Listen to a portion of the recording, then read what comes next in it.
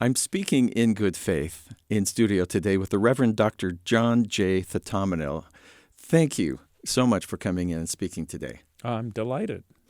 He is on the BYU campus today, and he's delivering a talk titled The Hospitality of Receiving, Why Learning from Our Religious Neighbors Matters. And that's right up our alley. As soon as we heard about this, we were hoping we'd get the chance to speak with you. Reverend Dr. Thatanamil is a volunteer priest associate and diocesan theologian, the Anglican Church of St. John the Divine, Victoria, BC, the Diocese of Islands and Inlets. That sounds like a whole story all by itself. He's a professor at Union Theological Seminary and the author of The Immanent Divine, God, Creation, and the Human Predicament, and a 2020 book, Circling the Elephant, A Comparative Theology of Religious Diversity. I'm assuming this circling the elephant refers to a particular parable, a notable parable of several people with different angles. Indeed. So that is one of my favorite stories. It is the oldest narrative I know in any of the world's religious traditions to explain how it is that we might have different accounts of what God is like. Or sometimes in interreligious conversations, we use the word ultimate reality because God is a primarily Christian term, although, of course, with roots in Jewish traditions. So the story, as it's usually told, is that a king gathers a group of blind men around an elephant and asks them, what is it that you are in the presence of? And immediately chaos ensues, right? Because according to the story, one touches up against the side of the elephant and says, this is a wall. And the other one grabs the pointy tusk and says, you fool, this is clearly a spear. And yet another grabs the tail and says, both of you are fools. This is a rope. And so forth. And this is a tree trunk. You know how the parable goes. And then a sighted passerby comes, or the king, then explains to them that they're in the presence of an elephant. Now, this story, even though it is thousands of years old, has fallen out of favor in academic circles, but I think for bad reasons. I still love the story because I don't think we're done thinking about it. First of all, each of the blind persons is right? They're right about what they assert. They are all right, and they disagree with each other. Exactly. How could that be? Well, they're right when they stick to what they know, but they go wrong when they deny what the other person has experienced. Oh, that is a very important sentence Yes. you just said. Absolutely. They're right when they stick to what they know, but not when they deny what the other person claims to know. Absolutely. And the other feature of this story that I don't understand why no one has thought to talk about this is none of us are stuck in one position. We can, hence the title of the book, circle the elephant. We can actually walk over and try to see how the other sees ultimate reality or God. And we do that by speaking with them in conversation, by reading their texts, by reading their texts with them. So there's the practice of scriptural reasoning, where classically Jews, Christians, and Muslims read each other's scriptures and then are given some guidance by the person whose scripture it is, but then room is made for new interpretations that emerge because somebody's coming to the text with completely open eyes, without the norms, you have to read this text this way. And then something delightful emerges as people learn to learn with and from each other. We're not just learning about each other, but we're learning from and with each other. And that's what it means. That's partly what I mean when I say circling the elephant. Yeah. Not just speculating about, this is what I have heard that Jews believe. You make me think of a certain delight I think I would have at somebody else teaching me something about my own tradition's scripture. Absolutely. and opening my mind to something I may have been closed off to because I have been trained to think a certain way. Absolutely. And this happens routinely. When you put a scripture from another tradition in an interreligious student body's presence and get them reading in small groups each other's scriptures, there's such joy. There's a palpable sense of excitement about discovery and a sense that, it's possible no one's ever said this before. No one's ever seen this before. Uh-huh. So that's the circling part. Why are people sometimes hesitant to circle the elephant because they are afraid they'll forget where their starting place was? I think that's a legitimate fear. And that's why I think many of us who work in interfaith dialogue encourage people to be well-grounded in their own traditions. Mm. So there's a paradox at the heart of interfaith dialogue. One of the oldest maxims in the literature is by Professor Max Muller, who says, "He who knows one knows none." If you only know your own tradition, you don't really know what religion is because you have nothing to contrast it to. So there's a paradox that in some ways you only learn your own tradition by venturing out. But here's the other side of the paradox. If you're not somewhat grounded in your own tradition, it's hard to engage in that venture with confidence that I'm not going to lose myself somehow when I venture forward. So you have to balance both poles of this curious paradox. Does that make sense? Yes, it does. And the phrase ultimate reality, I have a little bit of frustration. Okay. Which probably means you're helping me learn something here, which is, it seems like if something is an ultimate reality, part of me says, then we should all be able to arrive at it somehow. But are we as human beings maybe not fully equipped to do more than get glimpses of that? And that's why we're not all unified? What do you think? Oh, that's such a fantastic question. Almost all our traditions, and I'm not an expert in LDS theology, so hence the almost. Yeah, I know some people if we need to get in touch with. Yeah. Insist in what in fancy theological categories is called apophasis, that all our words fall away from being adequate to God or ultimate reality. But many of our traditions also say that even if our words fall away from being adequate, our experiences might not. That there is a sense in which we can grow in greater proximity and intimacy with ultimacy. That is, there's a growth in ultimacy even when our minds are thrown back and our words are thrown back. And for me, this is actually not a particularly mysterious statement.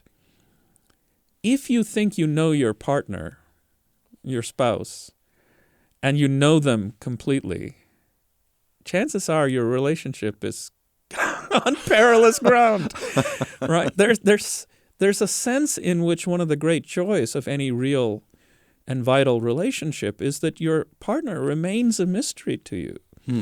And the minute you say, I know her, there's a kind of putting the person in a box. You've figured out certain categories that you have to stereotype or reduce the other. But in fact, any other person is also a kind of profound mystery. So, and yet you can grow in greater intimacy with that person, right? Even as you acknowledge that I'm before mystery, you grow in intimacy. In fact, if you don't acknowledge that, you probably can't grow in intimacy. I think the same dynamic operates with ultimate reality. I'm adding marriage counselor to your CV here. Just a little side gig. That's very insightful. From my tradition, a Church of Jesus Christ of Latter-day Saints, we've been told that we should be open to all truth, that we should accept all truth, that it should all belong to us.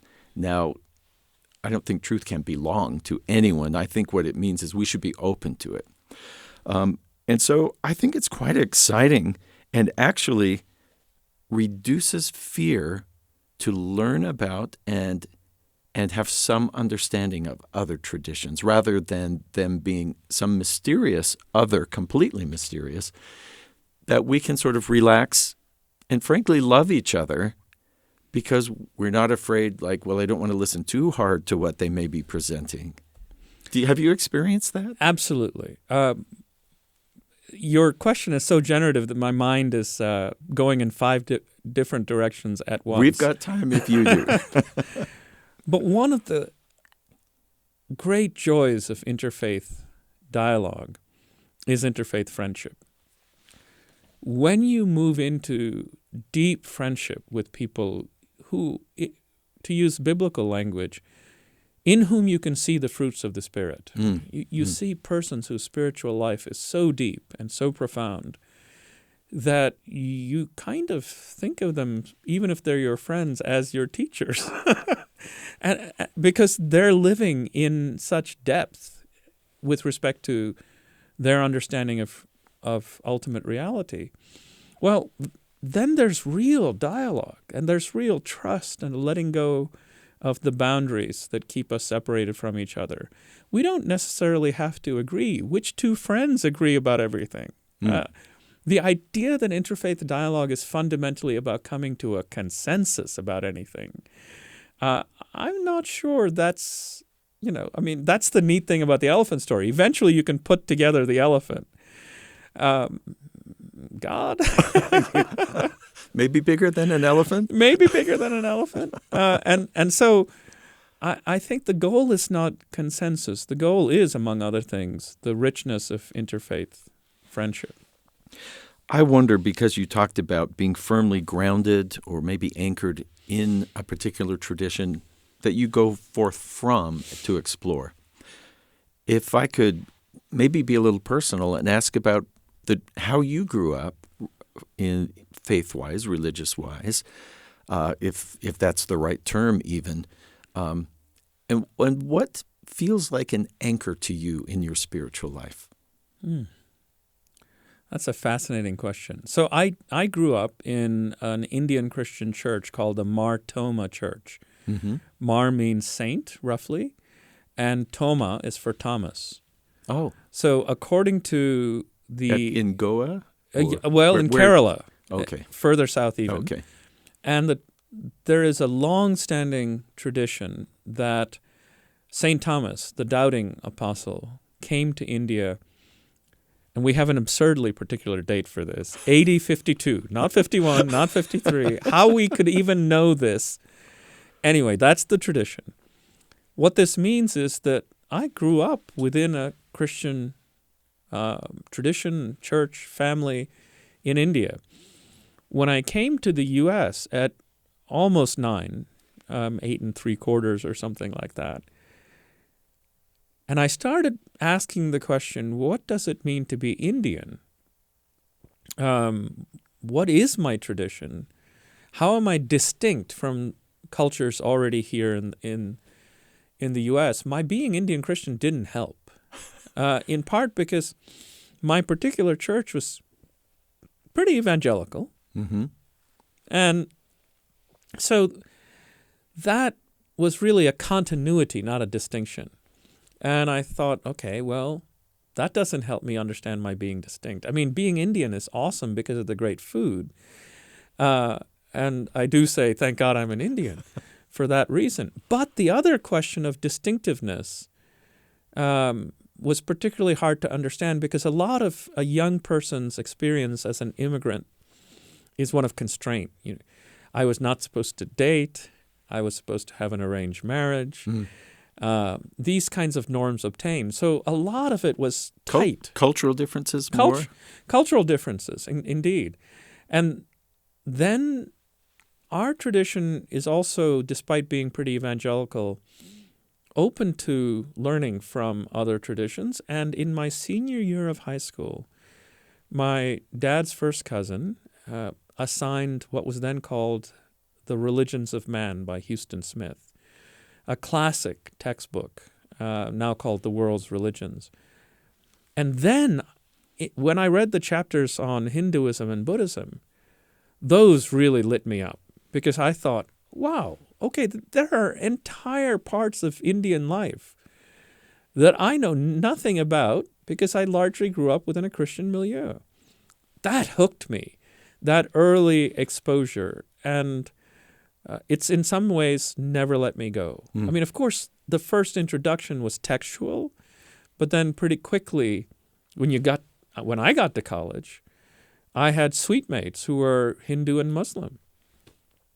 Then your worldview completely gets blown open because you realize, oh, these are wonderful human beings. One of the features of growing up in a kind of evangelical context is, this will not surprise anybody in the LDS community, was that I grew up feeling like it was my obligation to win the world to Christ, right? So let me give you a feel for what this means. This was one of the songs I was taught in childhood. It goes something like this.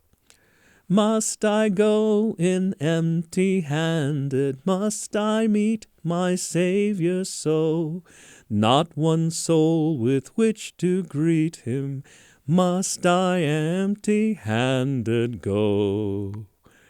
And now imagine... Yeah, as a child, your responsibility for... It feels a bit much.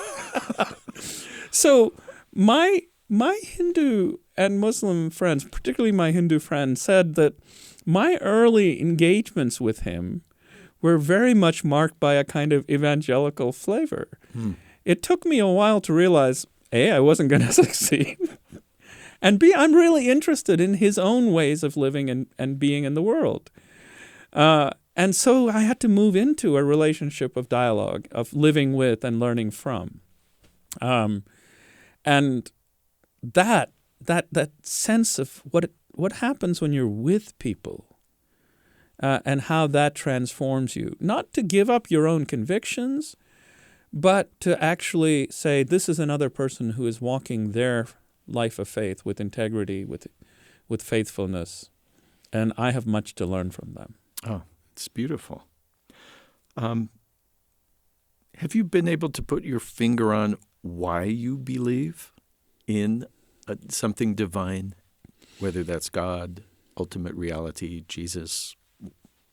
Yeah, I grew up very fortunate in some ways with a deeply religious family.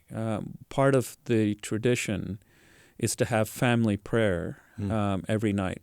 Now you begin to resist that as a teen, but one of the features of my childhood was that every time my dad prayed, and he usually did the praying at the end of reading, the Bible and a bit of commentary, every single time he prayed, the man was profoundly moved.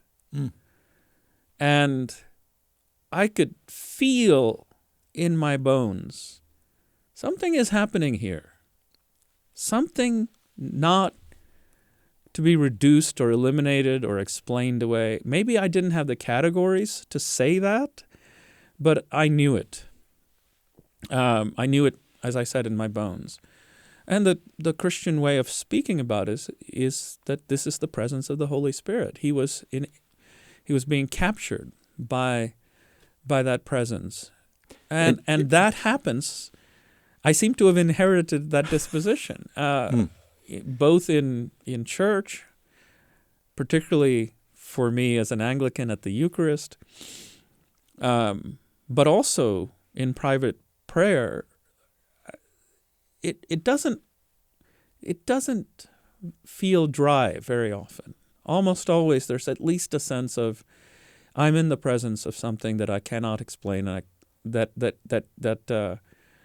is nearer to me than I am to myself, to use that language from St. Augustine.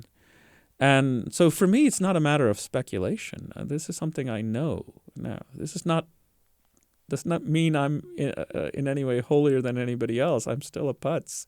But that's your reality. It's my reality, yeah. So I don't need theoretical arguments for the existence of God to come around to believing.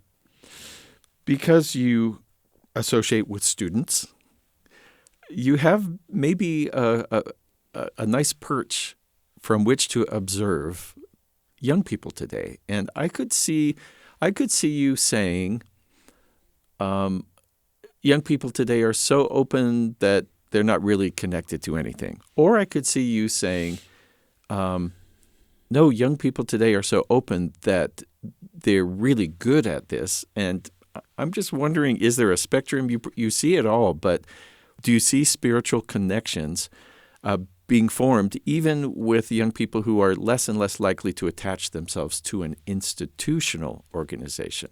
Is that a worry, or what do you think? Steve, that's you ask such searching questions. I was told you would. So you're dead right about suspicions about institutional belonging. Mm-hmm. I teach a course called Double Belonging, in which I explore all the ways in which people are engaged in participating in more than one tradition. Often it's just because dad's Jewish and mom's Christian. Right. And then how do you choose? In some way you become multiple because of interfaith marriage. In other instances... Take case in point, Vice President of the United States currently. Exactly. So there are some students who fall into that category, a fair number. But a great many have just, in their own spiritual lives, started engaging in practices of other traditions, been deeply interested and claimed by Buddhism, even though almost all grew up in Christian families. But what I find in my students is that even if they're suspicious of institutions, they're not willing to amputate away a part of themselves and say, okay, well, I'm a committed practicing Buddhist now, but that means I'm no longer Christian. That isn't the way they speak. Mm-hmm. So they're comfortable more with phrases like multiple religious participation or spiritual but not religious. And those are the kinds of things that I find in almost every student in my classroom at Union Theological Seminary. Once, just a place where all we did was train people for Christian ministry. Now, our fastest growing student body are Buddhists. Interesting. So it's a fascinating feature of their lives. They really are seeking to learn and integrate their religious multiplicity. But because of it being Union Theological Seminary, well known as a social justice inclined institutions, they're not just like randomly learning bits. Mm-hmm. They want to learn what they need in order to change the world in the direction of justice, fairness, and equity. So it is possible for me to challenge them and ask them, well, how can we tell about what looks like legitimate borrowing? When is it borrowing?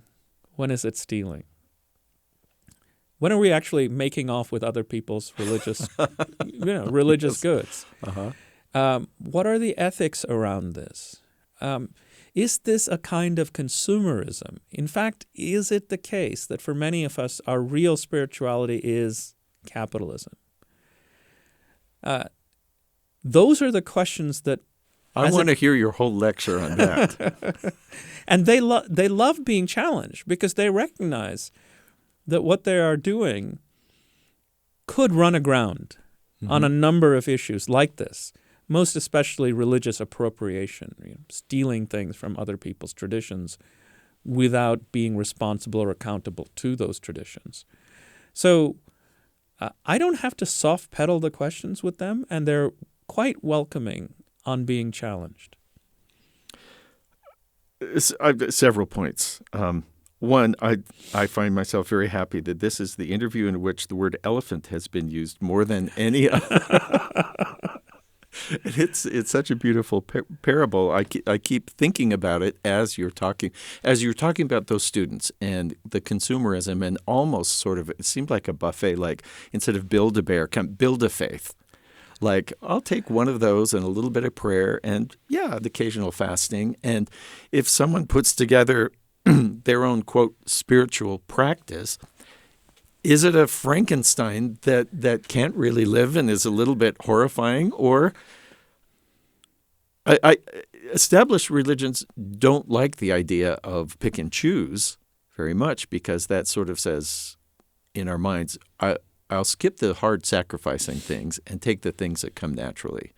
But I think there's something to being challenged by a tradition to get outside yourself or to humble yourself. Absolutely. Or what do you think of the whole go to the grocery store and assemble a religion idea? Yeah, one of my teachers in seminary wrote a book called The Divine Deli.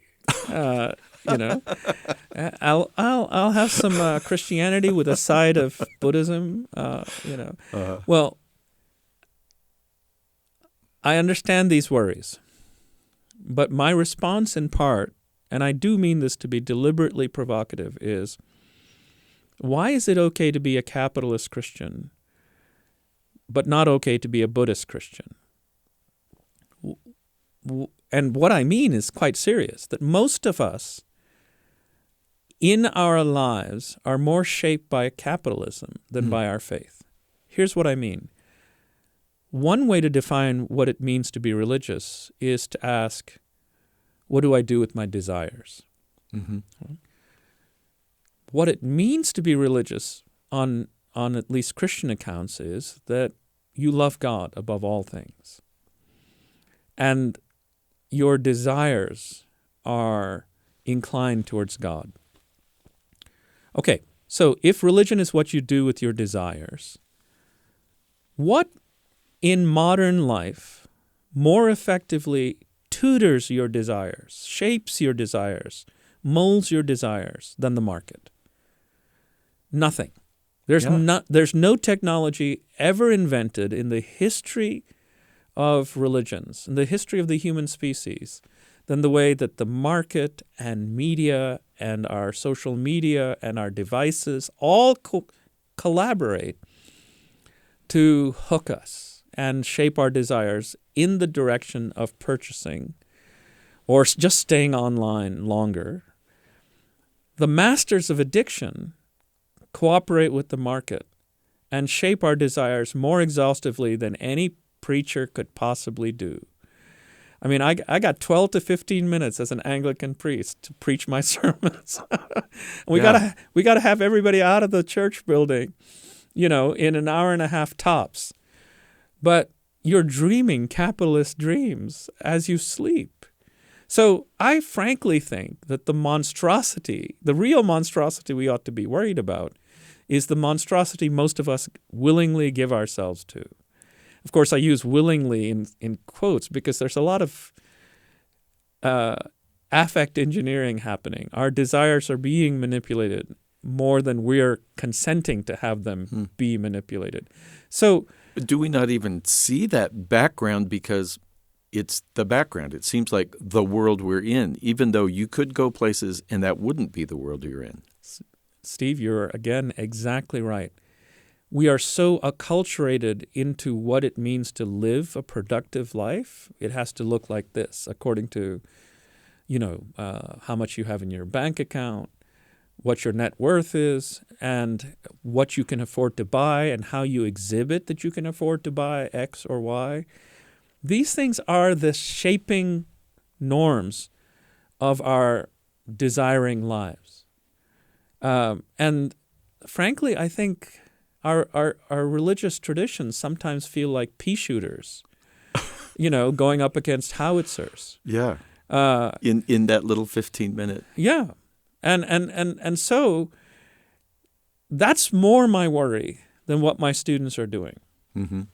Because I see in my students a genuine yearning for something deep, profound, holy, and they're welcome. And they welcome me challenging them about whether this is another expression of capitalism. that you're, picking your favorite bits Yeah. from other traditions. And they're like, okay, So- that's a real challenge. I'll go with you. So your 15 minutes, though, may trigger them to take their own 15 minutes on their own. Is that the goal, that people have a regular practice, and whatever sort of goulash they may have started with, they'll start to find what really seems meaningful and gravitate towards something? Yes, and become disciplined. So one of the things I worry about, both as a theologian, a priest, well, that's three things, so it's not both. Both as a theologian, priest, and a scholar of religion, is that way too often in modern life, we have become belief-centered, proposition-centered.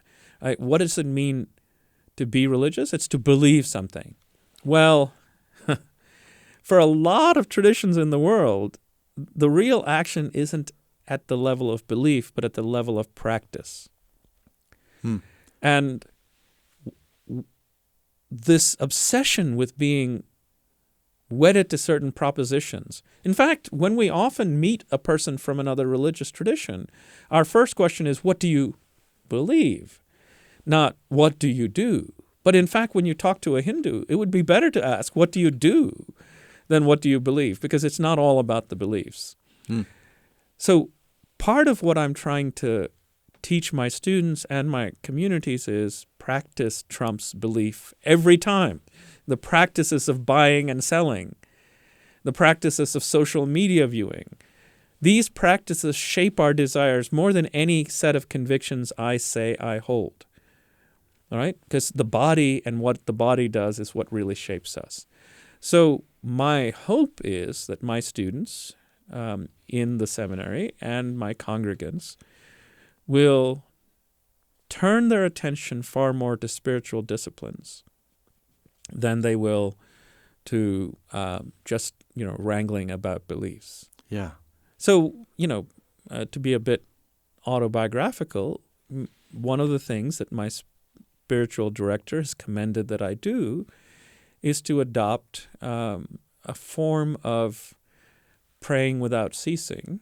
Very elementary at this. I'm just a baby at it. But in many Christian traditions, you can, throughout the day, say something like, into thy hands I commend my spirit. Right. So For the day, today. Yeah. No, not just each. Always. Routinely, as often as you think to do it, you can just sort of come back to yourself and say, into thy hands I commend my spirit. And that can also be tuned to the breath. So, into thy hands I commend my spirit. And of course, whenever I do that, I think, one of these times it will be the last. I will say, into thy hands I commend my spirit, and I shall be no longer. So there's a way in which this practice tunes me to the reality of my passing and my mortality. And it's a way of keeping to Paul's commandment, pray without ceasing. This may have again, I'm such a simpleton at this practice, and I'm so claimed by the urgencies of my daily work and obligations that I don't do this nearly as often as I'd like. But something like this practice at least has a shot of resisting the hold that my devices have on me, my worries and my anxieties. So I practice before Because belief. if we don't do that, living with my phone in hand, I'm unconsciously speaking to my phone, into thy hands I commend my spirit. Oh, absolutely. And I joke, but it's true that Steve, I think if you're honest, you'd say the same, that at least once a day you will find yourself holding the phone without having made a conscious decision to do so. It's like, my phone didn't seek my permission before it decided to jump into my hands and take over. And these are the realities, right, of our lives. I'm feeling convicted that this morning over breakfast, when I could have been more spiritual, I was thinking, that looks like a better lint brush than the one than the one that we have, and it could be here in 2 days. And I have black pants, and I have a dog, and so I need a lint brush. And I spent even a minute. It was a minute too much worrying about whether I had the best possible lint brush. Well, after our interview, do tell me which one you ended up picking. I'll show you the one because I'm very happy. For just a minute, this is something that I only learned about in maybe my 30s and 40s, which is that other traditions than mine have this thing that you called spiritual directors. This isn't your priest necessarily. This isn't your pastor or your guru, but people who are sort of, I think it was Henry Nouwen called it spiritual friends, quote unquote. And I'm actually working on preparing an episode about that. What that means is I have to find people who know what they're talking about, and I'll be able to learn from them. Mm-hmm. But when you talk about your spiritual directors, is that something you assign to students at a theological seminary so they have one? Or in your own life, do you choose? Do they find you? I love this idea. Yeah, I think it's underdeveloped, maybe particularly in America. There is something about the ideal of democracy, that we're all equal, that leads us to think that we're all equal in every respect. Whether we put in the time to study or not. Exactly. And so there's something in us that resists the idea that there are people who might actually be further on the spiritual path. What further on the spiritual path? Isn't the spiritual path also radically democratic? I'm a citizen, you're a citizen. Well, it's not. It doesn't work that way. There are people whose spiritual lives, sometimes they're monastics or sometimes they're part of some lay order, and they have committed themselves to spiritual life and have been so deeply shaped that they know what's coming up around the bend. And say, oh, be careful there because there's that problem. And there are long-standing patterns that our traditions are quite aware of. Like, you resist a temptation, and you're like, damn, I'm good. Right? And then, wow, immediately pride peaks, rears its head. Yeah. And because spiritual directors have seen these patterns, have read about them, have studied them, they can guide you and say, well, that's good, but have you thought, Right. So I do think that it is an important, it's an important relationship. And it can be your guru. It can be your priest. It can be anyone whose qualities you recognize as, in some sense, capable of shaping you in your own life. But most often, at least in, say, for example, Episcopal and Anglican circles and Catholic circles, there are people who actually do training to become spiritual directors. Yeah, well, I'm lobbying that we need some in my tradition. Reverend Dr. John J, Thatanamil, you started off at the beginning talking about having friends who actually are your teachers and what a delight those friends are, how important they are. Thank you for 30 minutes of you being that friend for me and for our listeners. It's an honor, and you're very generous to share your thinking. Oh, it's my genuine pleasure. I let me just offer one thought that I wanted to get into the conversation. I am convinced that if we say we love our neighbor of another tradition, but we know nothing about them, we might be lying to ourselves.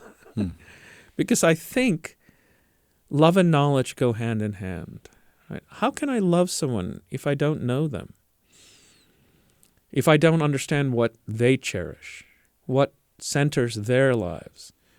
Surely I want to be seen where I tick, what makes me tick.